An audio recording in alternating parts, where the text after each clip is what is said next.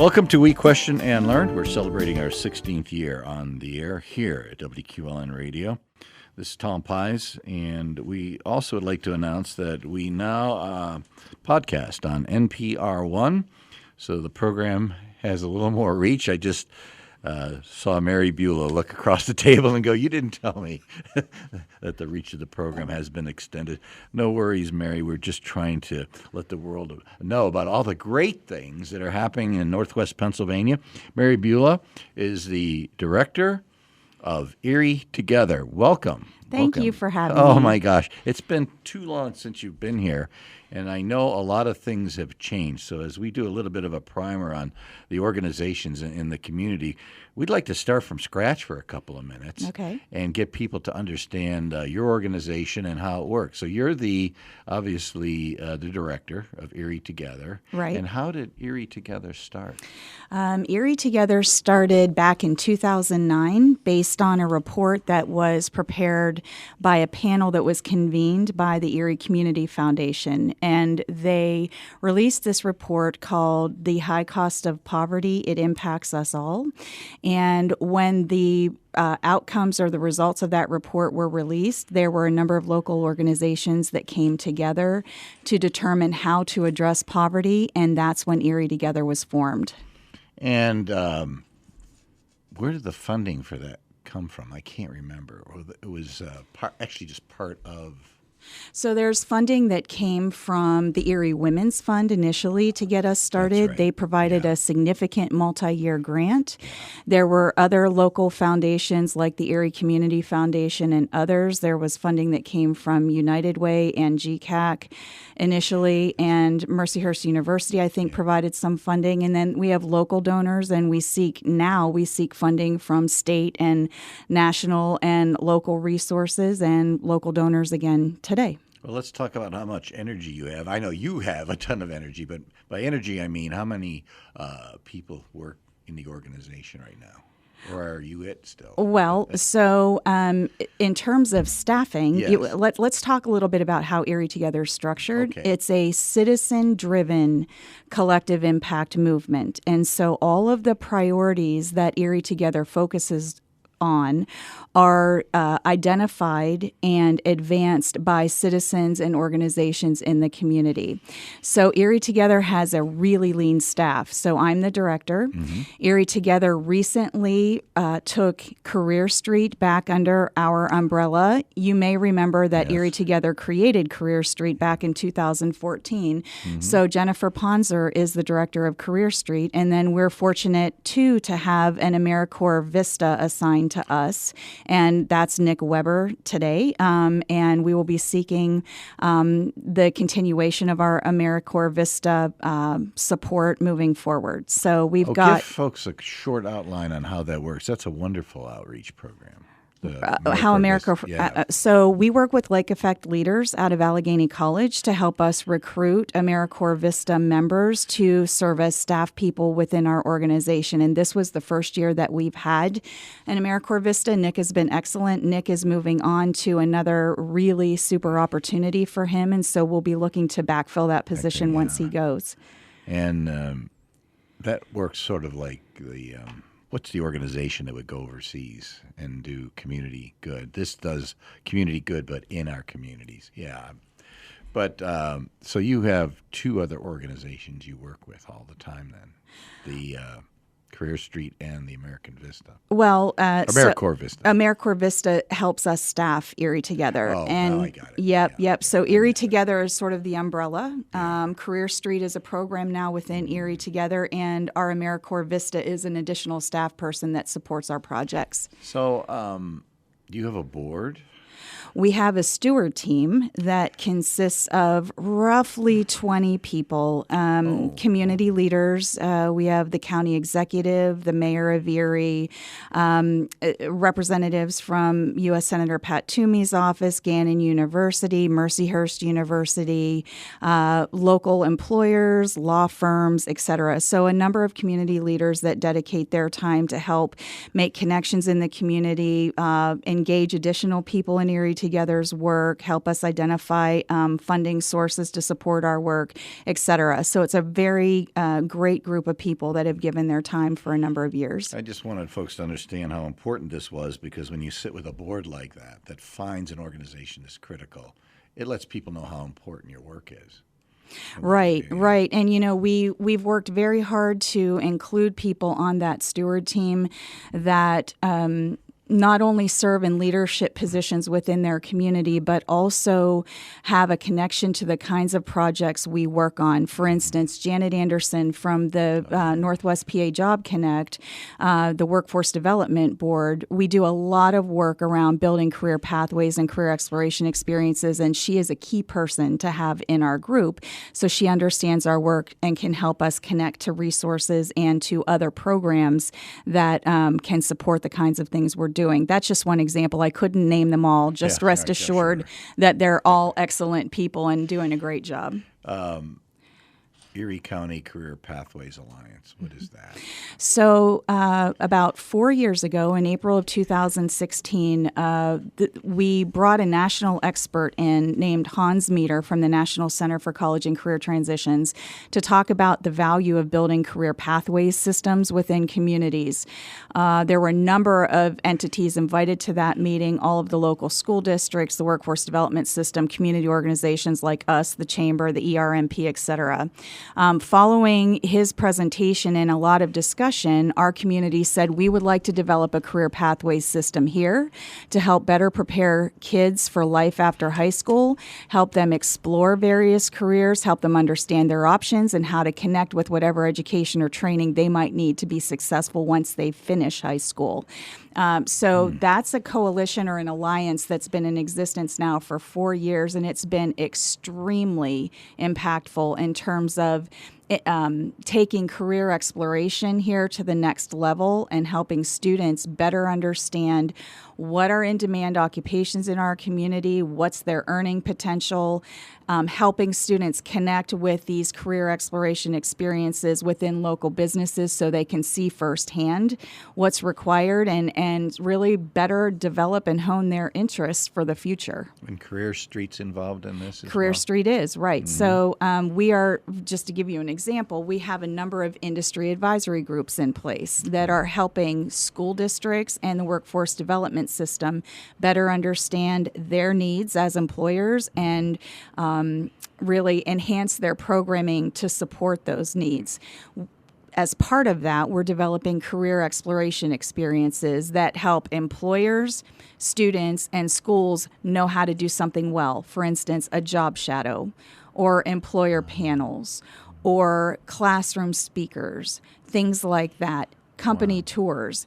And Career Street is the way we are implementing those career exploration experiences, matching schools with employers to deploy those experiences. And I'm sure the employers thoroughly enjoy this. It gives them prospects. Well, here's the thing, right? That's the goal, right? And here's the thing, too, about employers. This is all about streamlining the interaction they have with educators and the workforce development system. So we have 13 school districts in Erie County. As an employer, you could feasibly be asked to attend 13 different school districts' industry advisory groups. By bringing these together under the Pathways Alliance, these employers are able to advise multiple districts around their needs. It's really much more time effective for them. It certainly streamlines the process. I'm sure we have quite a few students that are good resources for employers. I mean, is that true? Do we have enough students to supply the huge needs of industry in our community? So do we have enough students? Yeah. I can't answer that, but what I can say is that there are a lot of students that are coming out of high school that don't know what their plan is for the next step. And we need to tap into those students and make sure that they understand that there are viable options within these employers and make those connections so they can see them. Let me give you another example of something really important that came out of our engineering and industrial technology group, which is manufacturing related, right? The manufacturers sitting in that room were saying, we need quality assurance professionals at every level. It's a great career to get into. We are not able to identify a sufficient amount of talent within our companies and as candidates coming in. We need some local training to support that. These positions are in high demand.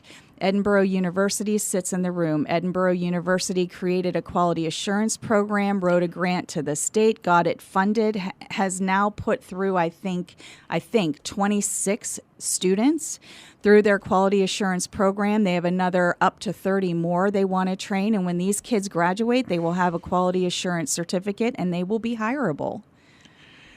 As they always say, is it measurable? And now you have measurable outcomes. You have real outcomes. Right. Student placement. Right. Is it just college? Can it be high school? No, it's high school. We're talking high school students. Okay. Yep. So I was just thinking someone who's gone from high school to college, maybe thinking about working.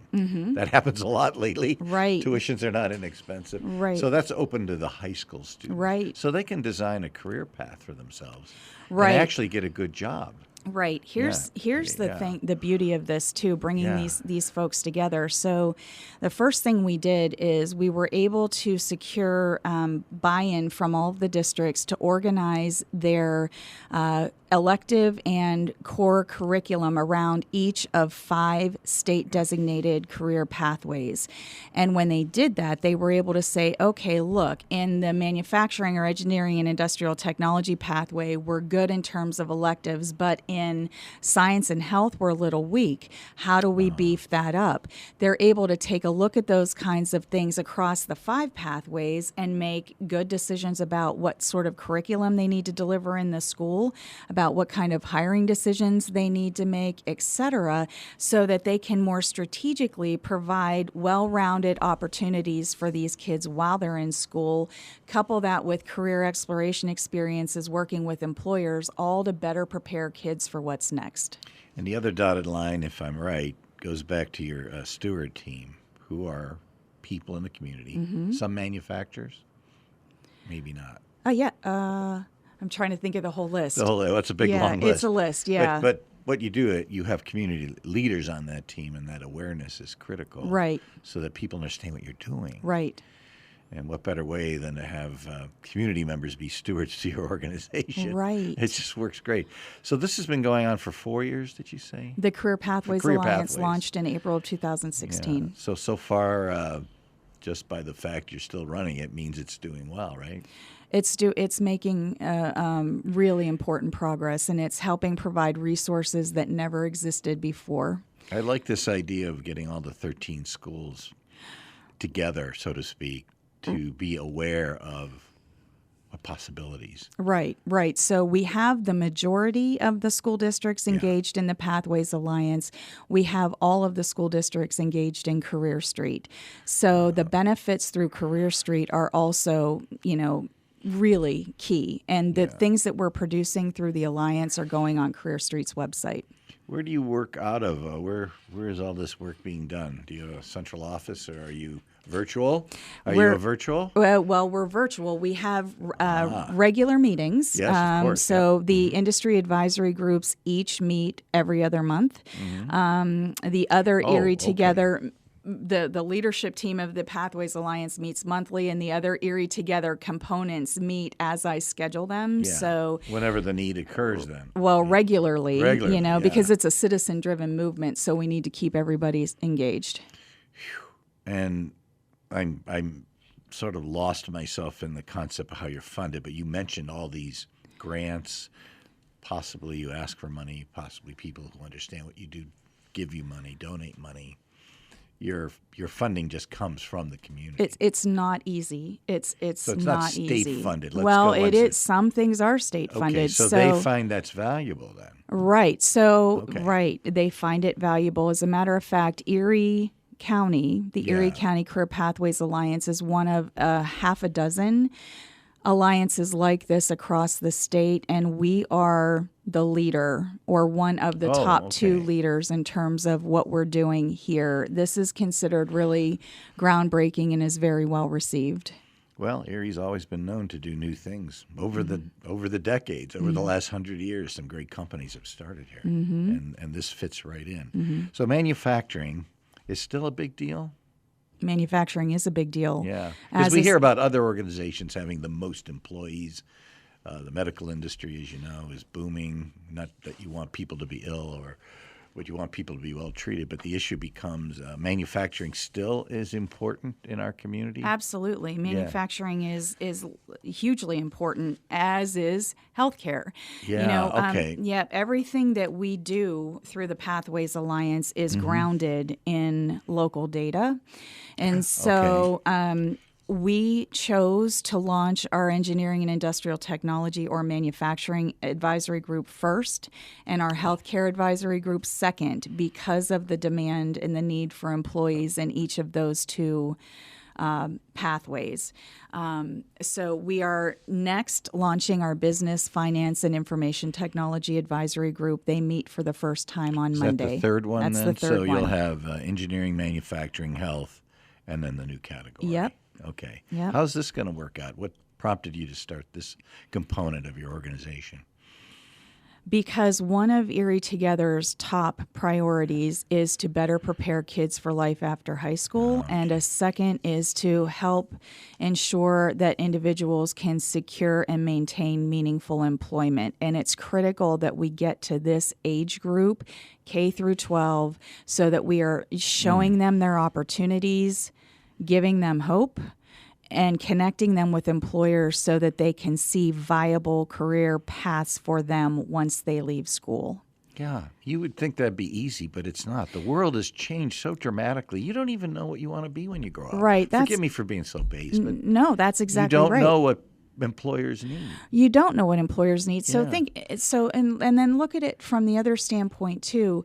Think about families that may not have the connections within the employment world to be able to connect their kids to those kinds of people who can help them think through what they're doing, right? We need to level the playing field for all students across Erie County, and that's what this work is doing. And the other thing is you may have some very talented and outstanding individuals, very smart kids who just need that little push in the right direction Exactly. to develop. And if you don't know, I want to grow up to be an astronaut or a fireman. You remember when we were kids, we'd say crazy things. And today you can't do that really.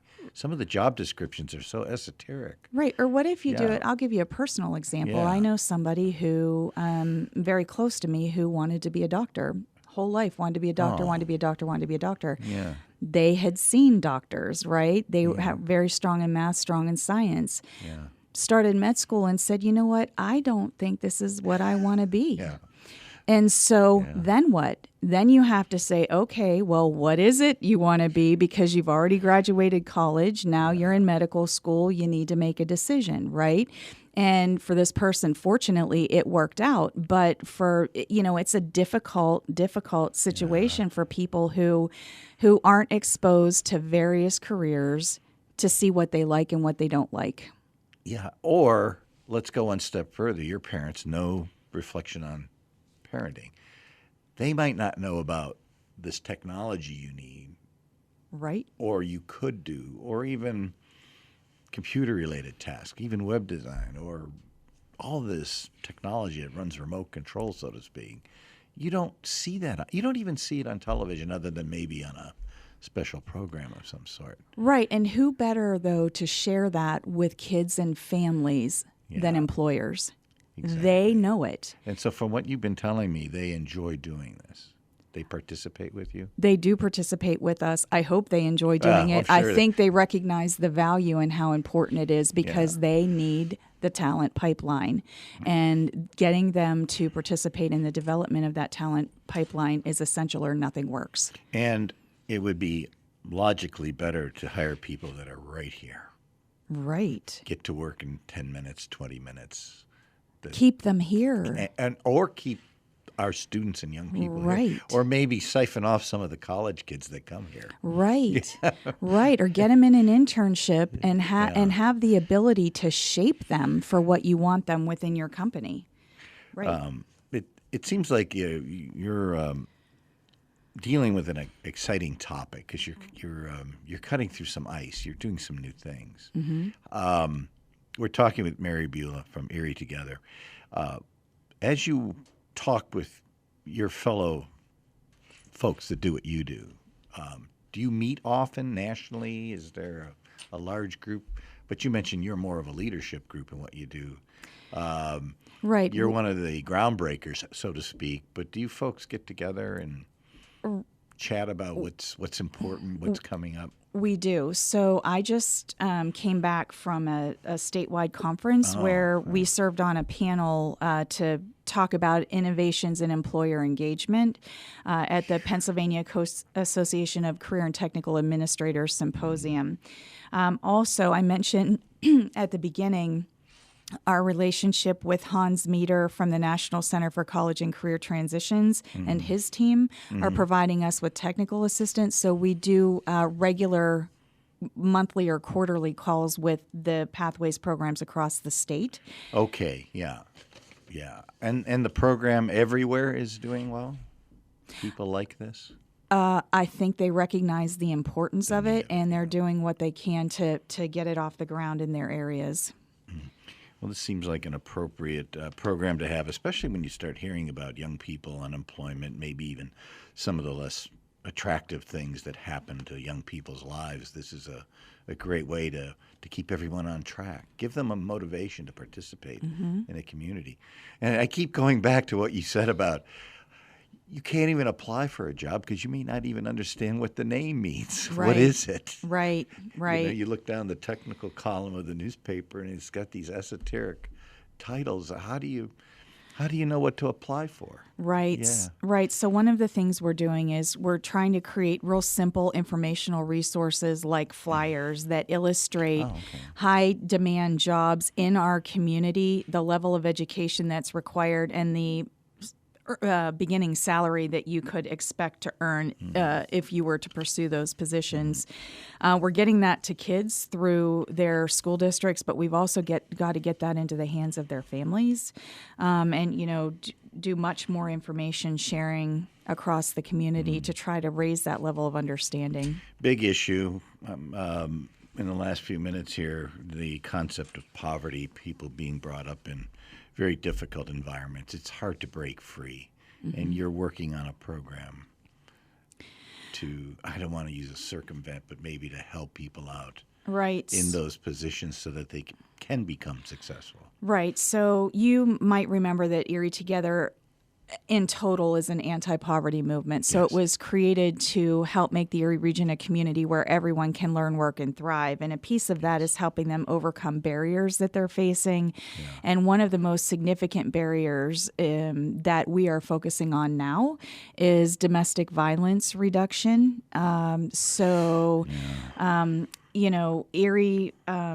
has a pretty high incidence of domestic violence as compared to other places across the state. I think the last data I saw was we were second in the state in that regard. And there are so many facets to this issue. And because of the work Erie Together did to help develop the strategy for reentry for people coming back to the community from federal, state, and local correctional institutions, that resulted in the Erie County Reentry Services and Support Alliance, we were asked to work with local stakeholders to develop a similar strategy to reduce domestic violence here. So we started that work in August. We have domestic violence agencies, hospitals, law enforcement, colleges and universities, the legal system, the district attorney's office, probation and parole, social service agencies, all kinds of entities engaged in this work to create a strategy that will reduce domestic violence, get victims better access, or help them be more willing to seek services, and provide batterers interventions so that we can help address this issue. Probably have a quarter, if not half, the nonprofits wanting to work with you. Well, to try and solve those problems. Yeah, it is a tremendous problem. We have a lot of really good entities at the table. We have the right people at the table. If others are interested in participating in this, they can contact me at mary@erietogether.org. Yes, Mary at erietogether.org. They should do that. Right. Yeah, yeah. So since this is relatively new, you need more energy, probably more staff to get going on this. What are your thoughts? You know what? So the thing about it is, as Erie Together has operated very leanly since it started, right, in 2009, and so I think the real success of Erie Together not only depends on the staffing, but also the people who are willing and keep dedicating their time and their expertise and their resources to get this work done. So.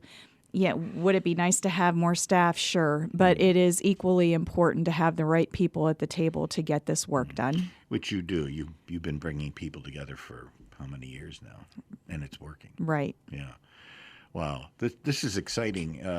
As you move, this is your next big project, by the way. Yep, this is the domestic violence is the big project. I was going to ask you what are your plans in the next 5 years, but you're sort of inundated, right? With I don't want to call it part two, but with this poverty project, right? That probably is gaining a lot of support in the community. I would suspect the nonprofits, folks who want to help you.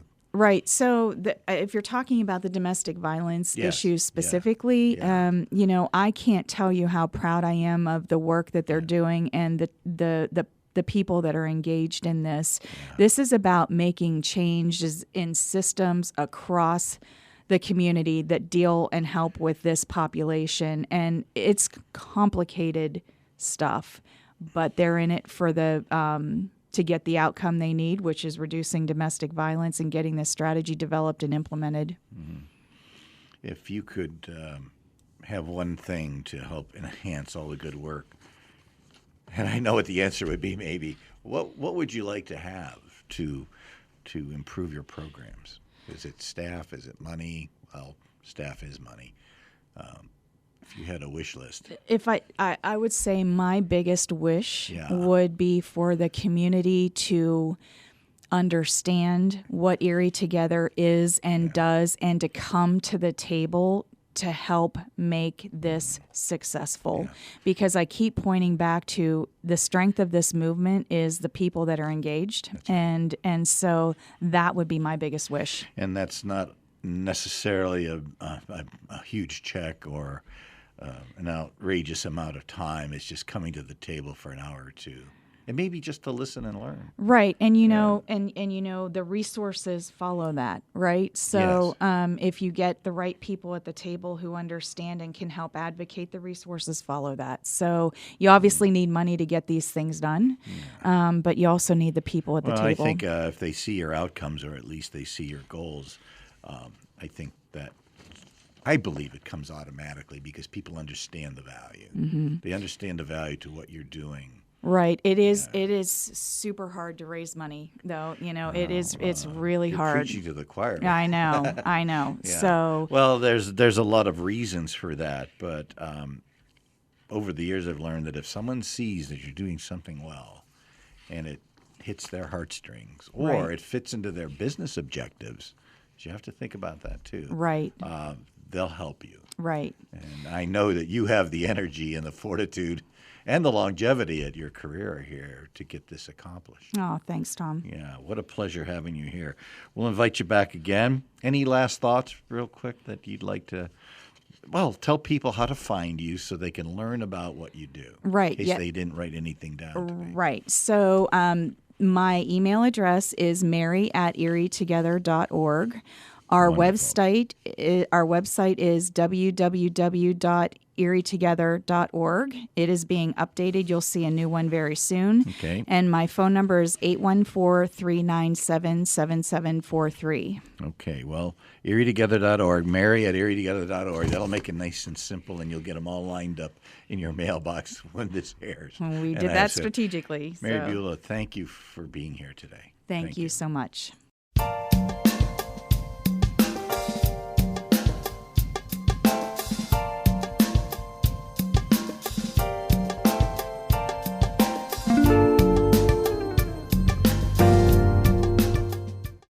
As part of American Spring Live from PBS, the Regional Science Consortium invited us to learn about harmful algal blooms on Presque Isle with field technician Sean Dalton. Harmful algal blooms are a naturally occurring type of algae in the lake, but due to excess nutrients from human activities, they're kind of blooming a little bit out of control. The algae are actually able to manipulate their buoyancy, so they like to form a scum layer on top. It can look very similar to paint on the surface of the water, to little green flecks all throughout the water, but the water's visual isn't necessarily indicative of the toxin level. So these algae can show up and not produce any toxins, so the water can look terrible, but it can be fine, or they can come up when situations are right, produce a bunch of toxin, and then disappear, so the water will be totally clear. We are testing the water every week so that if we do see an exceedance of these dangerous levels, we'll post signs out along the park, so as you approach a beach, you'll see whether or not there's an actual warning of that water that day. Learn more about American Spring Live online at pbs.org/American Spring Live. Alex Gibney specializes in documentaries about shady operators. His latest film looks at the rise and fall of Theranos CEO Elizabeth Holmes and asks what drives some people to cheat. It never happens all at once. It's a step-by-step process where slowly but surely you begin to be corrupted. Plus a roundtable of college students on the admissions scandal. Next time on All Things Considered from NPR News. Sunday afternoon at 5 on WQLN Radio.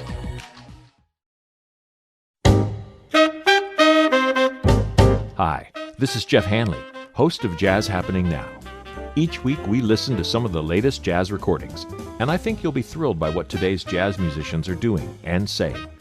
The recording industry has changed, but the music is as alive and as vibrant as ever. The future of jazz is happening right now, if you just listen. And please do. Sunday night at 6 on WQLN Radio. WQLN Radio presents Poetry Minutes, original poems read by the poets. Abdullah Washington. Words. I lack faith in the power of words. I have faith in the Creator. Words ain't a thing. Words are often wasted. But if I stopped writing, it wouldn't save even one tree. For every lie that can be destroyed, someone can make 10 more.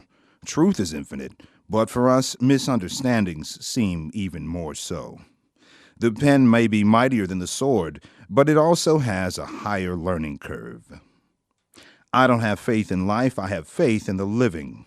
Life ain't a thing. Lives are often wasted, but if I stopped living, it wouldn't save even one person. It is easy to kill, easier still to die, and birth is slow and difficult. So, here's to the living. More WQLN Radio Poetry Minutes are at WQLN.org.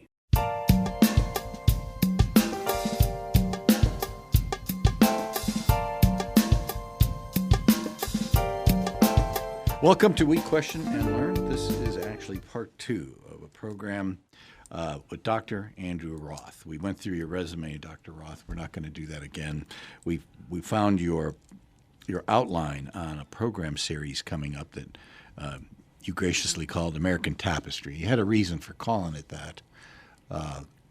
It was significant of a series where you paint a picture of American history from the 60s, and our generation, to today. Yeah. Today. Well, we're using the metaphor of a tapestry and the American story to describe the stories of America in some ways, and answering the question, what is the American story, or is there an American story? I think the answer to that question is there probably is not one American story, but there is a tapestry of interwoven stories or threads, and that the cumulative effect of that tapestry is the American story. Some of those threads are more important than others, but all of them are required to hold the tapestry together, for lack of a more elegant phrase. As you mentioned in the last half-hour interview, and by the way, by the time we record this and broadcast this, folks can go back to the WQLN/We Question site and listen to your last broadcast. They can actually listen to your last We Question and Learn hour-long interview, which alluded to all this, which was a fascinating outline of a presentation that you did at the Chautauqua Institution, a heritage lecture, and that was in July of 2019, right, as time goes by here. But your outline, the concept of a tapestry, is that you're telling a a series of stories.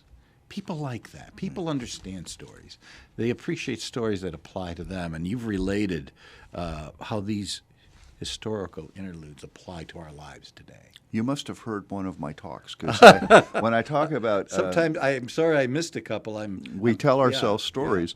Yeah. The first episode of the actual series that we'll dedicate 30, 40 minutes, whatever, to this topic is we're talking about American tapestry. We tell ourselves stories.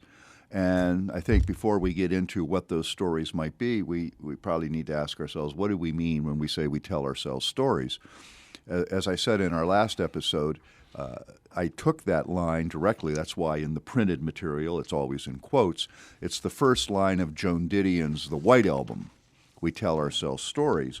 And we might actually read, as we will in the larger episode, a little bit about the line from which that is taken. It's the very first paragraph of her book, The White Album, and which Didion says, "We tell ourselves stories in order to live. The princess is caged in the consulate. The man with candy will lead the children into the sea. The naked woman on the ledge outside the window on the 16th floor is a victim of," I want to quote her correctly, "is a victim of Accaday, or the naked woman is an exhibitionist. And it would be interesting to know which. We tell ourselves that it makes some difference whether the naked woman is about to commit a mortal sin, or is about to register a political protest, or is about to be, the Aristophanic view, snatched back to the human condition by the fireman in priest's clothing just visible in the window behind her, the one smiling at the telephoto lens. We look for the sermon in the suicide, for the social or moral lesson in the murder of 5. We interpret what we see, select the most workable of multiple choices. We live entirely by the imposition of narrative line upon disparate images, by the ideas with which we have learned to freeze the shifting phantasmagoria which is our actual experience." I think that's a wonderful paragraph, and she really gets at the innate human need to make sense of our experience, and we make sense of our experience by telling ourselves stories. And as you said a moment ago, the stories people love most are stories that are somehow about them, or maybe a little more generally, stories with which they can somehow identify. And we'll explore in that episode how the ability to tell stories may in fact be what defines us as humans. Evolutionary anthropologists have themselves, their thinking has developed over the years. We, at one point in time, thought we were the creature that made tools, but we discovered that chimps make tools and other animals make tools. So Homo habilis, the tool maker, doesn't define us. We thought of ourselves, we have language, but we discover that other creatures have language. But what might define us is that we have perhaps, and I don't want to give away too much of what that whole episode about is, we have perhaps, or at least as far as we know, we have the most sophisticated ability to use language, and that's a result of a biological fluke that we stood up and walked erect, and we stood up and walked erect. Our larynx dropped into our thorax and enabled us to modulate air. We're on a radio station. We could explain that modulation to people. Yeah. Of course, most people aren't hearing this over the air, I suspect. This will be, so modulation's no longer, I'm just giving away my age in some ways. But we'll talk at some length about what that means. But we are storytellers. We make sense of our experiences, Joan Didion said, by telling stories.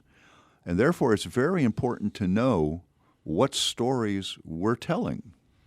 And to the extent we can verify, and that's really a loaded statement, to the extent we can verify, which stories to trust.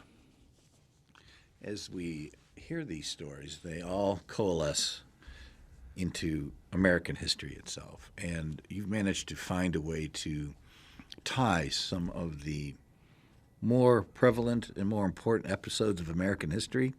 But what fascinates me, you seem to have an insight and a knowledge of some episodes that I remember as if they were yesterday, but could not really understand why they happened. You've mentioned a couple of, even some political campaigns, even some prevalent politicians that we all know. And boy, have we had some interesting stories as of late. But you managed to interweave into these stories your background and knowledge, and that's even in your preludes here, your introductions to what we're going to talk about. I've learned some different things.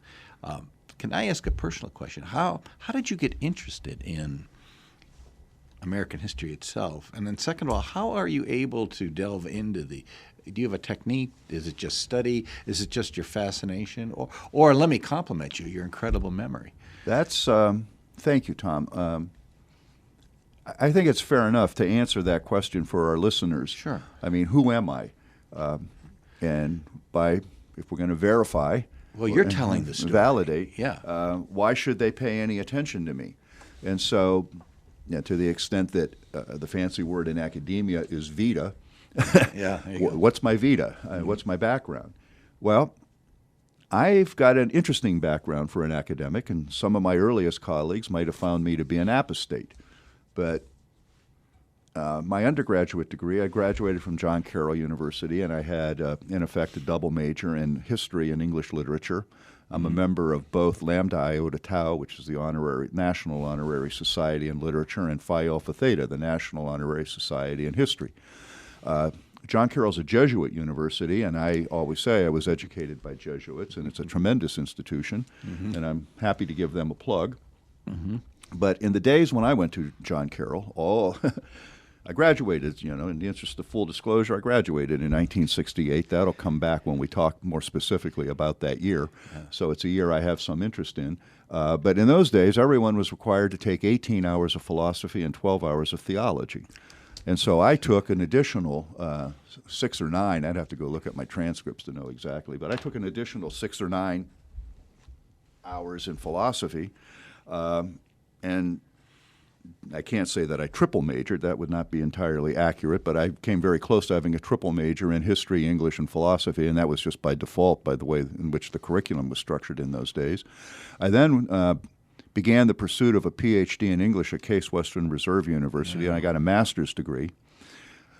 And then, because of the press of needing to earn an income, this, that, and the other thing, I never actually finished the PhD in English. I got a job as a faculty member at then Gannon College here in Erie, and began to work on the doctorate in English, and I was very interested in the history of 18th century literature, particularly in Britain, English. But I also, that led inexorably and naturally to my interest in American history and American literature. But an interesting thing happened to me. Back in the 70s, the academic market really was shriveling, but I simultaneously became very interested in media and American studies and media studies. Yeah. And so I did a lot of work, self-taught to a certain extent, and to a certain extent I have the challenge of the self-taught person, and the challenge of the self-taught person is they don't know what they don't know. An education, if it provides you nothing at all, it provides you this, at least, for if you're paying attention. It provides you a taxonomy, a matrix in which to put what you know, and then you're aware of the empty cells, the things you need to learn. But perhaps if you're teaching yourself, you never really construct a taxonomy. But I got deep into media studies. I was really involved very closely in the founding of WERG, the Gannon radio station. That was way back when Dr. John Rao was the head of the English department. Myself and some students, Mike Geringer and Greg Seebach, immediately come to mind. Yeah. Tom McSweeney followed very shortly because I moved to Mercyhurst. And then at Mercyhurst, I taught English and media, interestingly enough, and I founded the Mercyhurst Communications Department. And I actually founded WMCE. And I was working on, in an act of youthful hubris, I was going to go to Carnegie Mellon and get a Master of Science in Mass Media. And in an act of youthful hubris, I said, well, I don't want to do that. I already teach all these courses. And that's true. I had, developed all of these courses on my own. I mean, that's one of the The Jesuits always said the purpose of an education was to teach you how to learn, and I hopefully have been a good example that their philosophy of education works. I know how to go about it. And so I got deep into media. I founded the communications department. I taught communications. I mean, I taught everything from mass media and popular culture to the history of film to documentary video. I actually taught, back in the days, your engineer will find this amusing, of porta-packs. And the porta-pack was about 2 times as big. I'm pointing to I'm not even quite sure. Little amplifier. A little amplifier on the table here. And the porta-pack was 2 or 3 times as big as that and had reel-to-reel videotape. Yeah, suitcase. It was a suitcase. Yeah. And as I was involved in all of that, I began to discover that the business of media was, in fact, business in some ways. And so I went back to Gandon now as a student and got an MBA in marketing and strategic planning. And for many years then had an academic career. I left the faculty and I was an administrator, and you ran through my vita in the earlier episode, but really quickly. I was tenured as a faculty member in 3 departments, English, communications, and business. But also, as an administrator, I was a director of admissions, dean of enrollment, vice president of enrollment, vice president of academic affairs, dean of the college, and then, as you pointed out, concluded that career as the president of 2 institutions. And along the way in there, I got a PhD in public policy and higher ed finance. So you might be asking yourself, how does all of this tie into this? Well, let's go back to my undergraduate degrees and my first master's degree. You don't have to scratch real deep to discover a liberal arts person who loves literature and history. And so in some ways, in my 3rd or 4th career, whatever career this is, I'm returning to my roots. So one of the things and I have some very good friends who are, much more formally trained historians than me, and I've talked with them about this, and I say, at times I say, what am I doing with this? So, for example, you mentioned the speech at the Chautauqua Heritage Lecture I did on American tapestry on July 5th. Well, the day before, David Blight, who is the biographer of Frederick Douglass and one of the great historians of our time, gave a marvelous July 4th talk about Frederick Douglass. And I thought to myself, a little bit of imposter syndrome perhaps creeping in. What am I doing? I'm the next speaker. And as I read David Blight and Jill Lepore and Eric Foner, and I just go through the Rolodex, these people are more or less my contemporaries, and I say I can't catch them if I wanted to, because I look at their their research. I mean, I literally, I would run out of time. But I had another career that was immensely successful. And so what I see as my role is, and I've talked with a number of people, is my role in some ways is returning to my roots, what I love, and being kind of not an interpreter, but a facilitator of conversations about the work that these great scholars are doing, that we'll refer to them repeatedly in the series, hopefully be able to interview a number of them and gain their insights. And so my background, though, is to really get at the issue is I'm deeply read. I'm a readaholic. I do have all of the academic, background. But what I'm really interested in is understanding where we are and using the one thing that I have that those folks don't have is I have this rather complex across the board. So if we want to talk about media, I can talk about media. If we want to talk about literature, I can talk about literature. If we want to talk about historiography, I can talk about historiography. If we want to talk about public policy, that's what my PhD's in. We can talk about public policy. If we want to talk about business and finance, we can talk about business and finance. And so it turns out that when the Jesuits all those years ago said the object of education isn't so much to stuff your head with facts, but it's to learn how to learn, and to learn how to learn macroscopically. I just made a gesture, and we're on radio and a podcast, but wide range. I think, and I can't say I set out to do this. This is, life happens as it is. As it turns out, this is how my life unfolded. I bring to this discussion a wide wide range of knowledge and interests, and also the self-awareness to challenge myself and to go and find the people who actually know this in great detail, to check with them, either literally call them up on the phone, which I'm looking forward to doing, or to do a deep dive into their work, to check my sources. Joe Lepore, for example, has, I think, one of the best and most succinct definitions of history. History is the art of making an argument about the past by telling a story accountable to evidence. And what I would like to think we'll be doing in this series is we'll be telling stories about history that are going to be accountable to evidence. So as we talk about American tapestry, we tell ourselves stories. We'll be exploring these things, but they're going to have to all be grounded and anchored in evidence, documented evidence that can withstand, to use a more down-to-earth line, and not an esoteric academic line, that can withstand the light of day. I thought your resume, forgive me, it's much broader than a resume, your education, your outlook on life, so to speak, was important in building a foundation underneath this program, because there's a lot of folks that just read documents. They broadcast, so to speak, and I won't get you started on today's media, but the fascination for public broadcasting to me is that you do have this depth of knowledge and this sense of reality, yet you'd like to replace each piece into an American story. Yes. That people can understand, so that when someone tunes into some topic in the program, and we'll not have time to go through them all, but on a couple of these, if I'm looking at your favorite is American music. Yes. And if you could tell us your thoughts about integrating American music into your history story. What's your thought there? What's your thought? Well, music is, I actually think, and well, this will get a reaction, but maybe not anymore. It's probably not as controversial a statement. That's not even a controversial statement. He just won the Nobel Prize in Literature a year or two ago. I think, for example, that the greatest poet of our generation, although I'm a big Mary Oliver fan, and Jack Gilbert, who's just died, I think the greatest poet of our generation is probably Bob Dylan.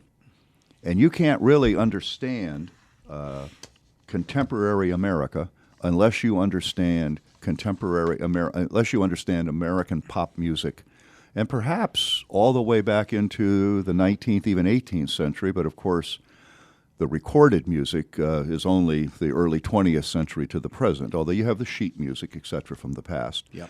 But a lot of the pop music, if you want to use that phrase, from the past is gone. And so to understand this era, and then when we get down to the age of rock and roll, you really can't understand that music. So one of the episodes we'll be looking at is music, music, music. And when we look at 1968, I think you can really get a glimpse, if you will, of the culture wars. And this could be the whole episode, Tom, or maybe even two. Just look at the Billboard Top 100 for 1968. And just by looking at the Billboard Top 100 for 1968, you get a flavor of the quote-unquote culture wars, because you have everything on the Top 100 from the Mills Brothers, Herb Alpert and the Tijuana Brass, Burt Bacharach, to the 19th Street Fruit Gum Company, and I think I just butchered their name, but they're not important, but I'm talking about bubblegum rock, to Cream, to Jimi Hendrix, to James Brown, to the Buffalo Springfield. And so by just looking, and I'm working from memory right here, so I need, when we get to that episode, we'll have the Billboard 100, and hopefully we'll have the ability to do at least some snips of that music. But if you look at the music in the Billboard Top 100, it's like a window into the cultural stress of that era. And so you can't really understand that era without understanding the music. And if you want to understand the if you want to understand the baby boom generation and the post-baby boom generations, you need to understand their music. you've just guaranteed thousands of listeners to this program and hundreds of broadcasters who have lived that. It's part of their life. Bob Dylan was a source of inspiration for both. People say that poetry has died. Actually, this is the greatest era, arguably, in American literary history and poetry. There's more poetry being written, and because of the online, because of the web being, published, if not literally, virtually published, than maybe ever. And as in anything, perhaps 90% of it, maybe even 95% of it, should have probably never escaped the drawer.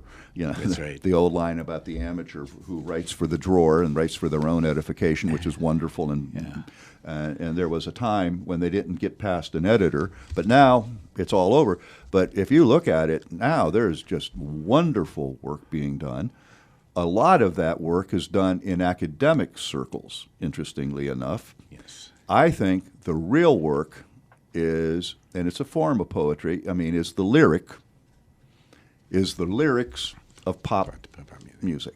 And as George Will would say about the music of pop, of rock and roll, he says it's a lot of bad music with pretentious lyrics. Well, I disagree with George Will, and maybe we can call him up and have a discussion with him about that. In the early He's days going of to be in Erie, by the way, sometime in late October, early November for the Global Summit. But as you and I may not remember, in the early episodes of publishing, books came out in episodes and in magazines. Yes, so they were serial. Unfortunately, we're going to have to do this right now in your presentation, so that I hope we've left folks enough to come back and be interested and to hear more of this series. Dr. Andrew Roth, thank you for this episode. We appreciate it. Thank you, Tom.